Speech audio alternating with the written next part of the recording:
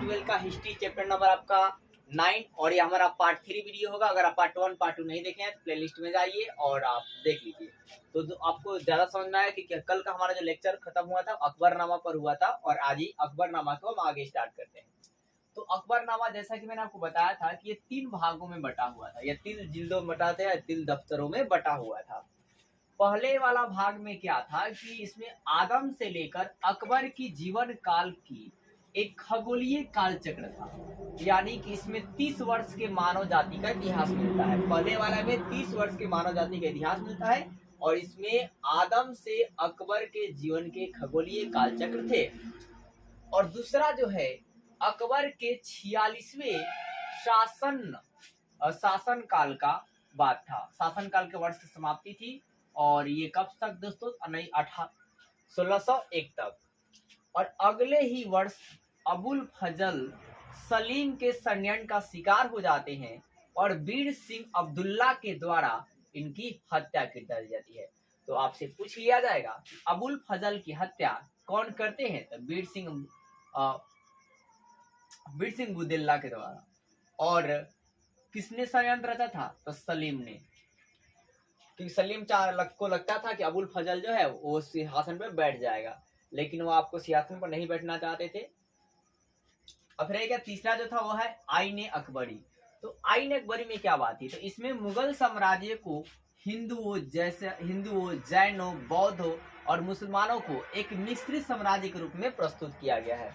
तो आईने अकबरी में क्या बताया गया है, मुगल साम्राज्य के हिंदुओं, जैनों, बौद्धों और मुसलमानों को एक मिश्रित साम्राज्य के रूप में प्रस्तुत जो है किया गया है। बादशाह नामा, तो बादशाह नामा देखिए अबुल फजल के एक शिष्य थे जिनका नाम था अबुल हमीद। क्या नाम था, अबुल हमीद। और अबुल हमीद इसका लेखक माने जाते हैं। तो बादशाह नामा के लेखक कौन से मानते हैं, अब्दुल हमीद को माना जाता है, जो कि कौन थे, तो अबुल फजल के शिष्य थे।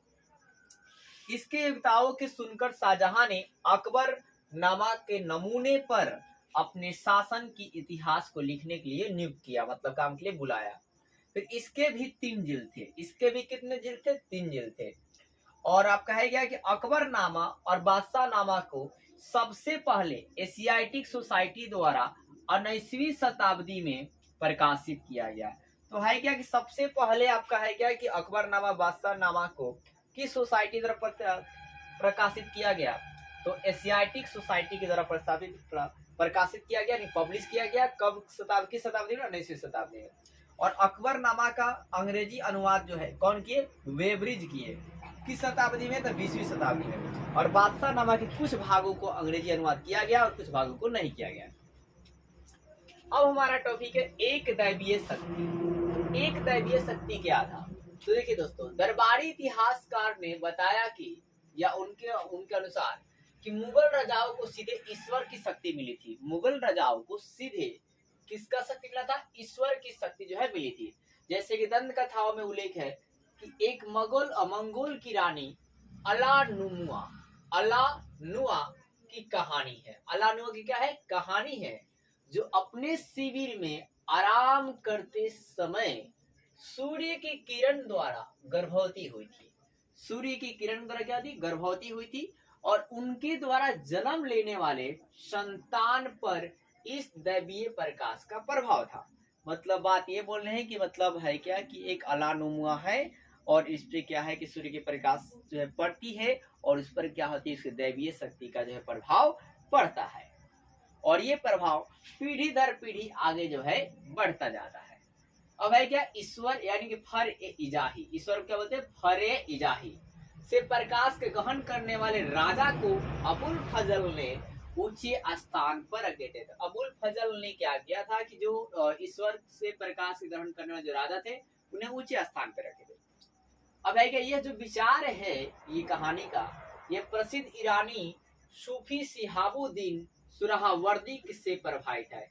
और ये सूफी शिहाबुद्दीन कब के थे भाई साहब, 1991 की बात है। अब सुलह कुल की, तो इस सुलह कुल की नीति था, ये एकीकरण के स्रोत था, मतलब लोगों को एक करने की बात थी इसमें। और इसमें सभी धर्मों के मतों की स्वतंत्रता थी, किंतु शर्त भी थी। किंतु क्या थी, शर्त भी थी। शर्त क्या था कि राज्य सत्ता को क्षति नहीं पहुंचाएंगे और आपस में कभी ये लोग लड़ेंगे नहीं, ठीक है। और सुलह की नीति को अबुल फजल ने भी अपनाया था। फिर है क्या, इस आदर्श नीतियों को जरिए लागू किया गया। अब है क्या, इसे जो है आदर्श नीतियों के जरिए क्या जी इसमें पूरे मुगल साम्राज्य में लागू किया गया। और अकबर ने 1563 में तीर्थ यात्रा कर, मतलब टैक्स जो था तीर्थ यात्रा के समय जो लगते थे, और 1564 में जजिया कर, मतलब जो मूर्ति पूजकों पर लगा था, जो गैर मुसलमानों पर लगा था, जो मुस्लिम सम्राट नहीं थे उन पर लगा था, उसे समाप्त कर दिया। तो आपसे पूछ लिया जाएगा कि तीर्थकर यात्रा को अकबर ने कब समाप्त किया था, 1563 में, और जजिया कर को कब समाप्त किया, 1564 में। और दूसरा सवाल ये भी पूछ लेता है कि जजिया कर को किसने समाप्त किया, तो अकबर ने समाप्त किया। और फिर आगे चलकर किसने फिर पुनः लगा दिया, तो औरंगजेब ने पुनः जो है जजिया कर को लगा दिया। तो ये आपको उम्मीद करता दोस्तों कि आपको समझ में आई होगी। और आप अगर आपको वीडियो एक बार सुने तो दोबारा को आप वीडियो देखिए ताकि आपको ज़्यादा समझ में आए। और आप ऐसे ही आपको मतलब डेली वीडियो आप ज़्यादा शेयर कीजिए ताकि हम आपके लिए पूरा हिस्ट्री का जो है क्लास 12 का अपलोड जो है कर सके। और एक मंथ के अंदर दोस्तों और भी आपके तीनों बुक जो है हिस्ट्री का डल जाएगा। उसके बाद जो है हम लोग ज्योग्राफी को देखेंगे। तो जय हिंद दोस्तों, जय भारत।